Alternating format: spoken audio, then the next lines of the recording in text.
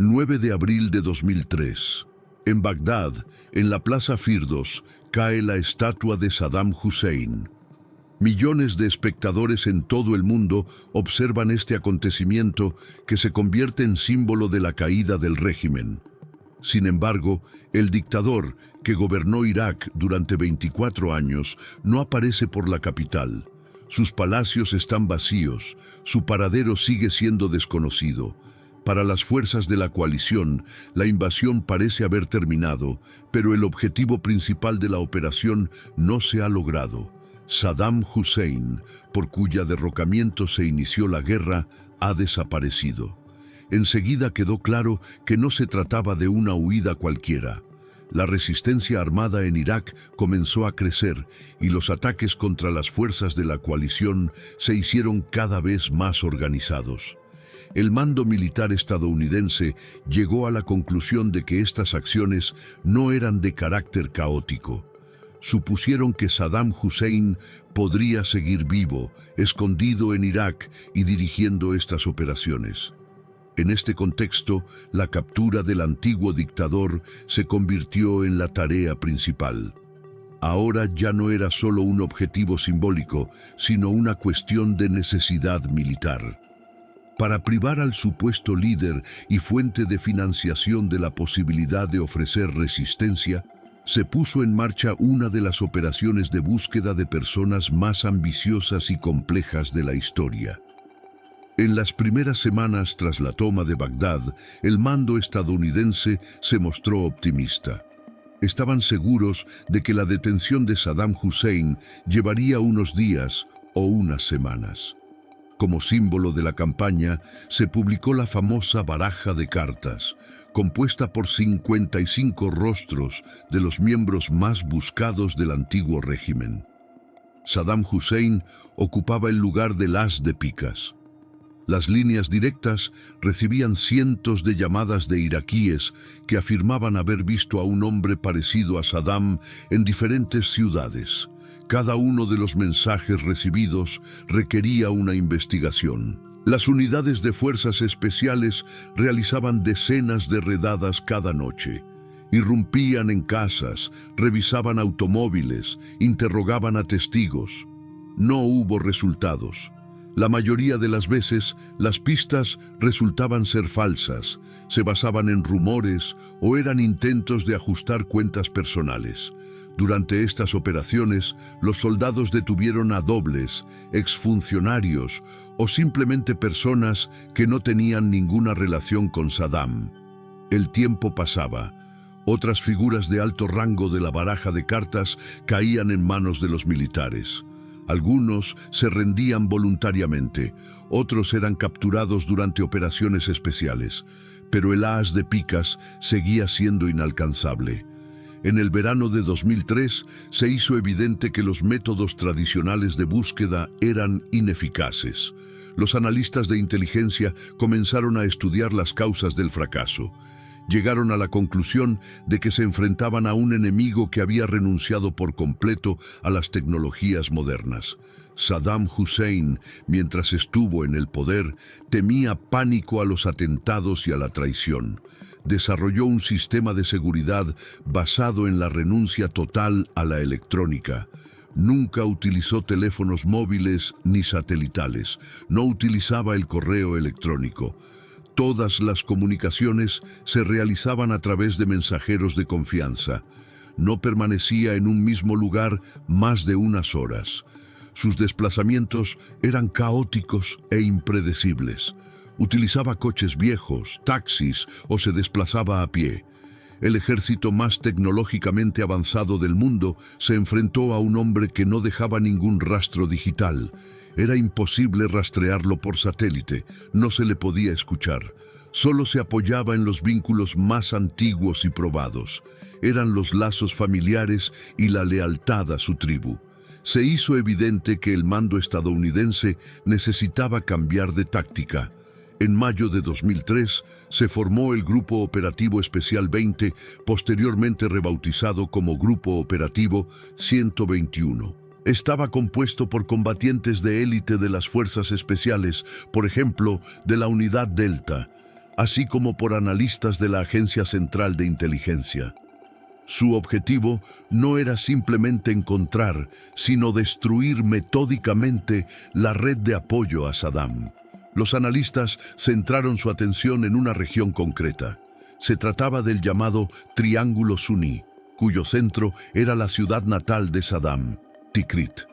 Él era el dueño de estas tierras, que pertenecían a su clan Al-Bu Nasir. Aquí lo apoyaban sin dudarlo.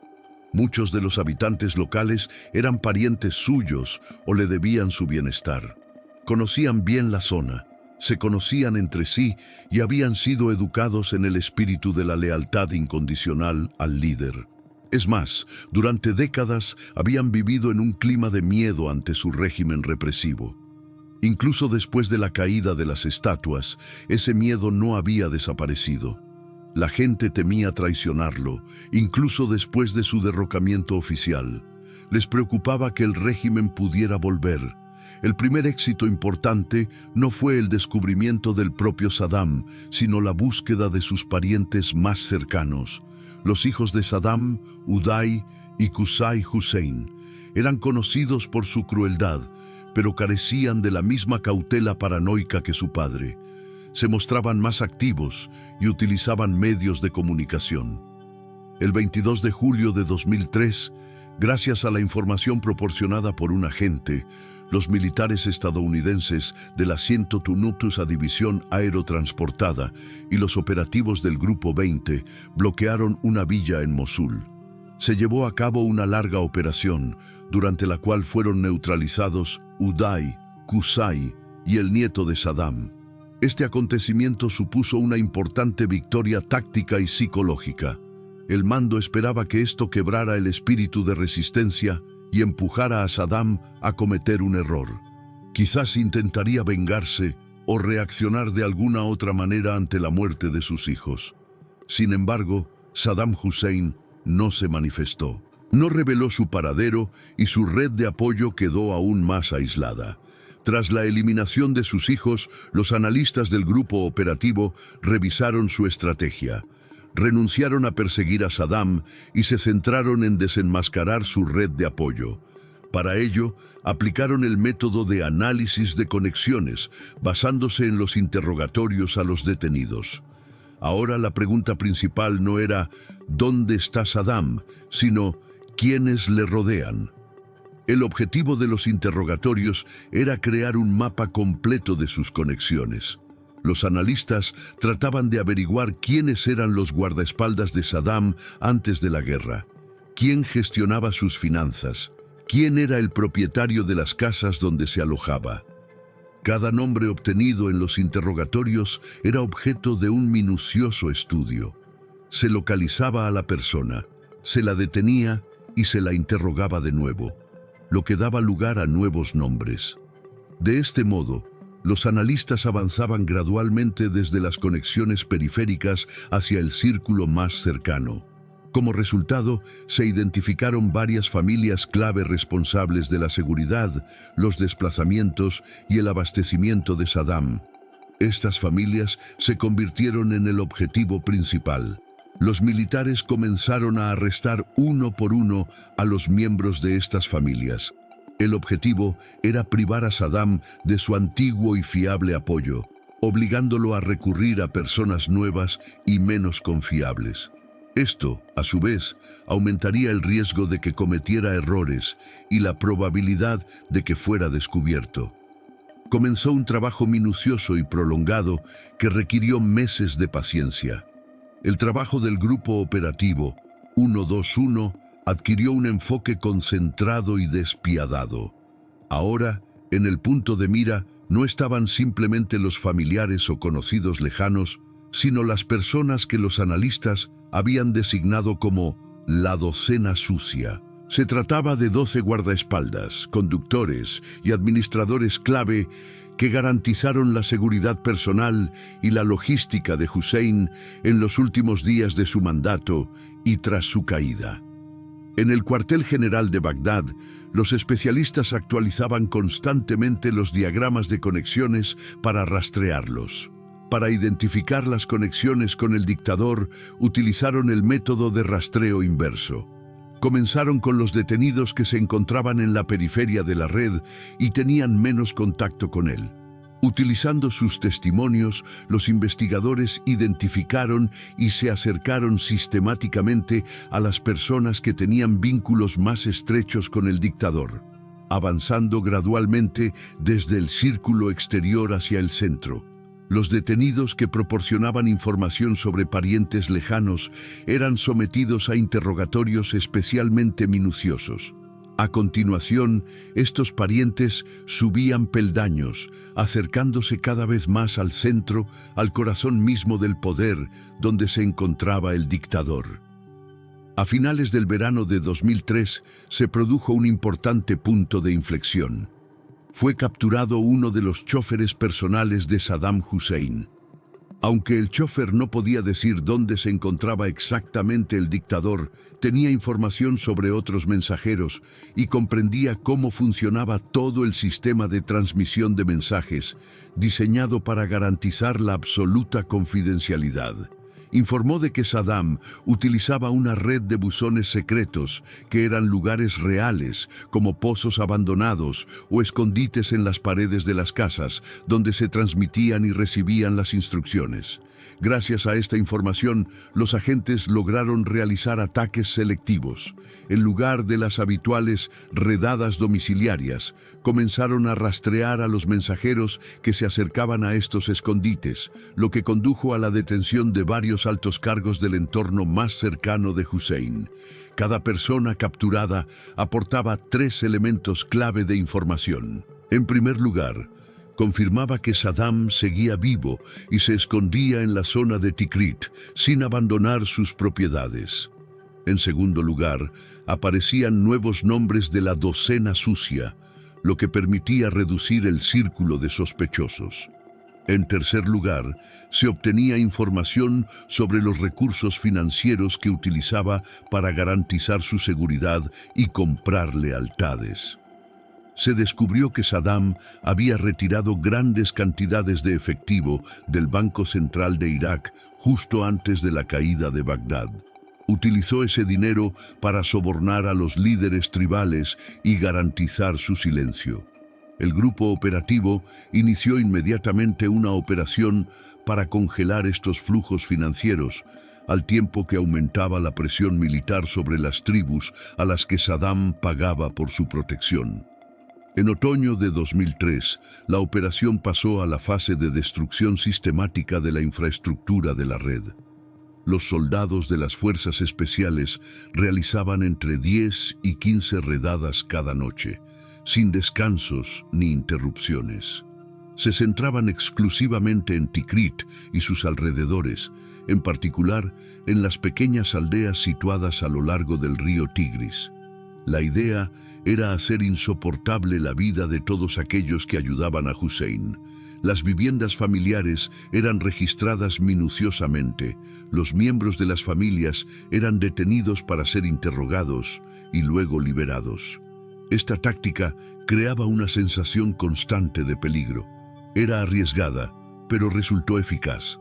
La presión y el miedo al poderío de la maquinaria militar estadounidense comenzaron a prevalecer sobre el temor a un posible regreso de Saddam. Los miembros del clan al-Bunasir comenzaron a dudar de la corrección de su elección, permanecer fieles. Al ver que su líder no había podido proteger ni siquiera a sus propios hijos, comprendieron que su capacidad para proteger y recompensar había disminuido considerablemente. En noviembre de 2003, prácticamente toda la docena sucia había sido arrestada o eliminada en operaciones especiales. Esto dejó a Saddam sin casi todos sus guardias profesionales, personas especialmente entrenadas para garantizar su seguridad. Ahora se veía obligado a confiar en las personas más cercanas, pero no siempre las más hábiles en cuestiones de conspiración. Según los datos analíticos, el último y único mensajero que se mantuvo en contacto con él fue su antiguo asistente personal y guardaespaldas, Muhammad Ibrahim Omar al-Muslit.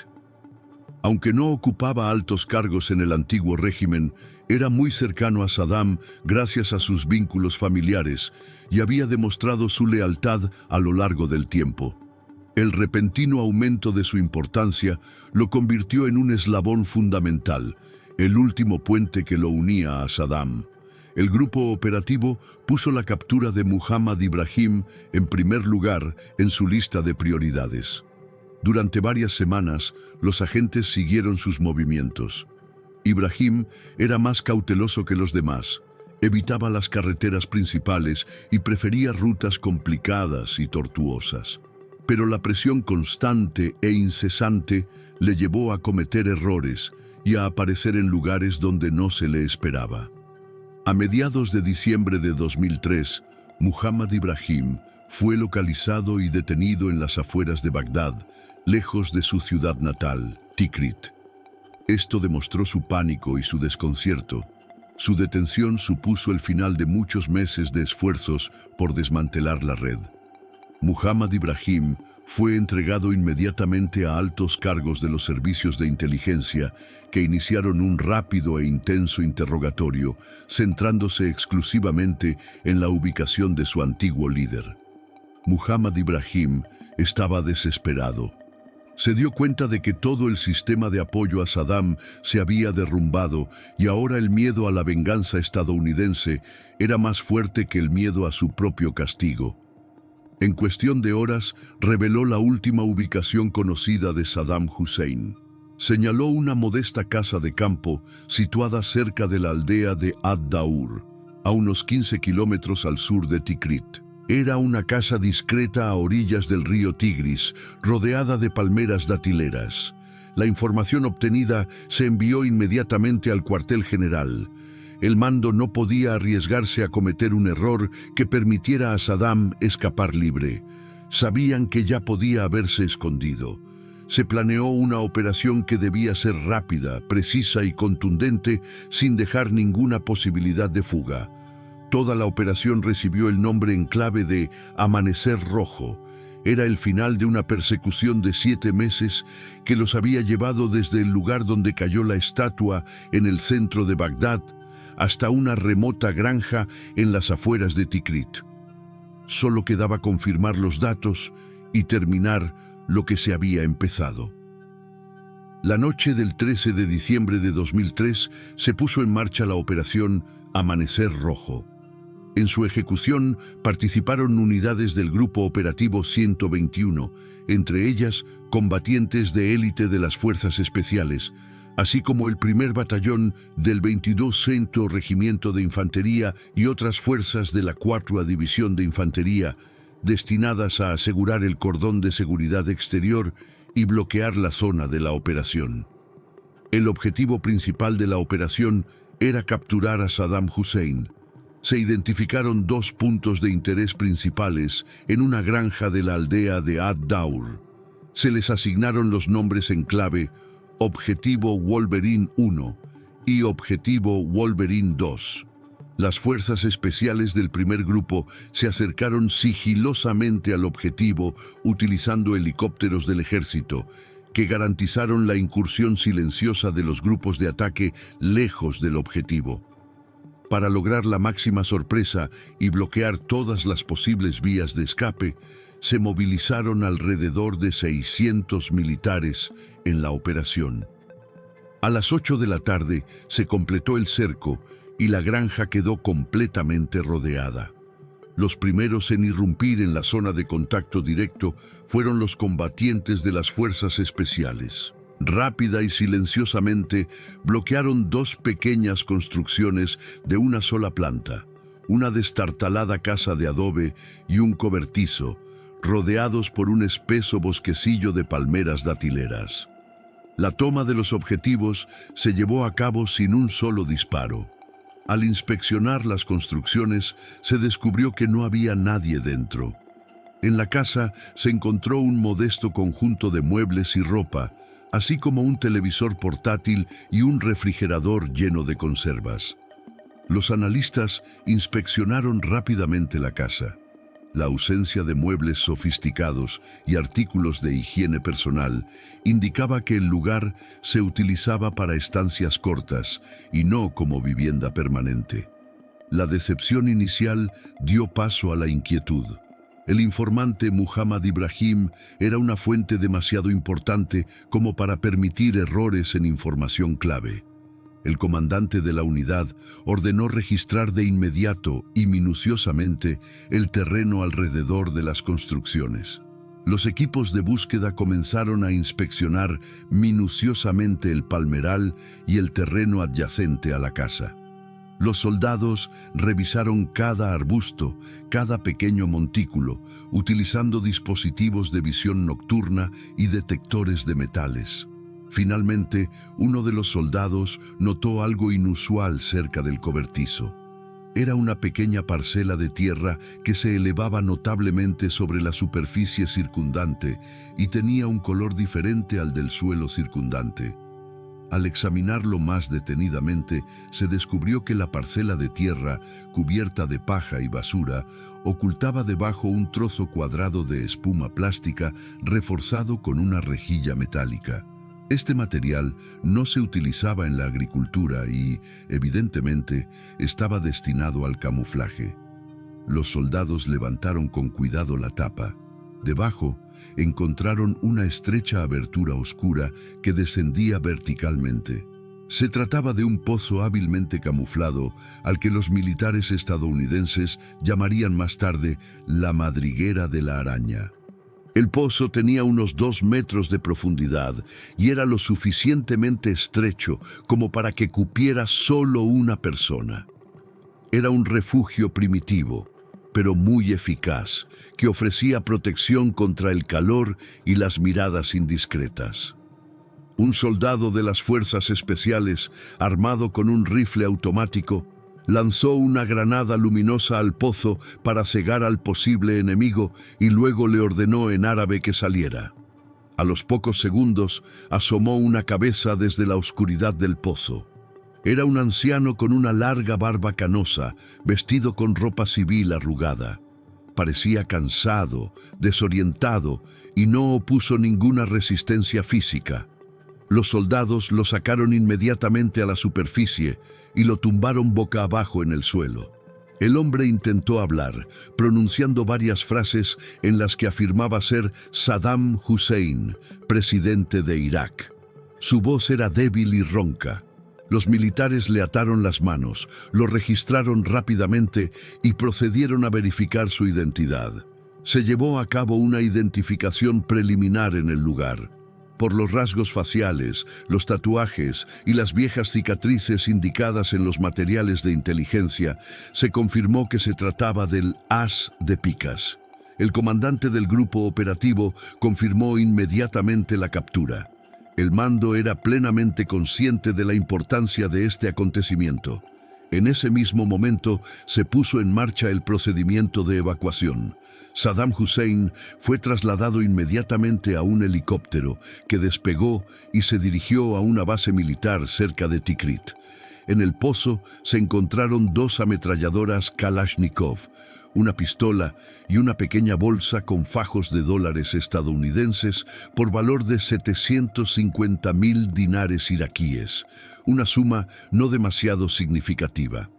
Además, en el pozo se encontraron 2 camisas de hombre. Esto indicaba que Saddam se estaba preparando para una huida prolongada, pero fue capturado antes de poder aprovechar sus vastas riquezas y conexiones. La operación Amanecer Rojo concluyó con éxito y sin víctimas humanas. El último hilo que unía la estatua a su base fue cortado. Capturar a Saddam Hussein se convirtió en la principal prioridad de toda la coalición. Después de ser evacuado a una base militar, se llevaron a cabo las últimas comprobaciones para identificar su identidad durante varias horas. Se tomaron muestras de ADN y huellas dactilares. Los resultados obtenidos no dejaban lugar a dudas. El hombre sacado de su escondite subterráneo era precisamente Saddam Hussein, presidente de Irak. La confirmación oficial de su identidad se anunció en la madrugada del 14 de diciembre de 2003. Fue una victoria estratégica para el mando estadounidense que, según lo previsto, debía quebrantar la resistencia iraquí y justificar la larga y agotadora operación. Ese mismo día, 14 de diciembre, el administrador provisional de Irak, Paul Bremer, celebró una conferencia de prensa en Bagdad, donde anunció la captura del dictador. Como prueba de este acontecimiento, se mostraron públicamente grabaciones de video y fotografías de Saddam Hussein tomadas inmediatamente después de su captura. En el video aparecía desaliñado, con una espesa barba, mientras un médico militar lo examinaba. Las grabaciones de video que mostraban al antiguo líder en una situación humillante e indefensa se difundieron instantáneamente por todo el mundo. La reacción fue inmediata. En Irak, la noticia provocó el entusiasmo de la población chií y kurda. Las zonas suníes, en particular Tikrit, reaccionaron con cautela o con indignación. La captura no supuso el fin de la guerra, como se esperaba en Washington. La resistencia no cesó, aunque perdió a su principal líder. En junio de 2004, Saddam Hussein fue entregado oficialmente a las autoridades provisionales iraquíes para ser juzgado. Comenzó una larga investigación y un juicio en el Tribunal Penal Superior de Irak, donde se le acusó de crímenes contra la humanidad, crímenes de guerra y genocidio.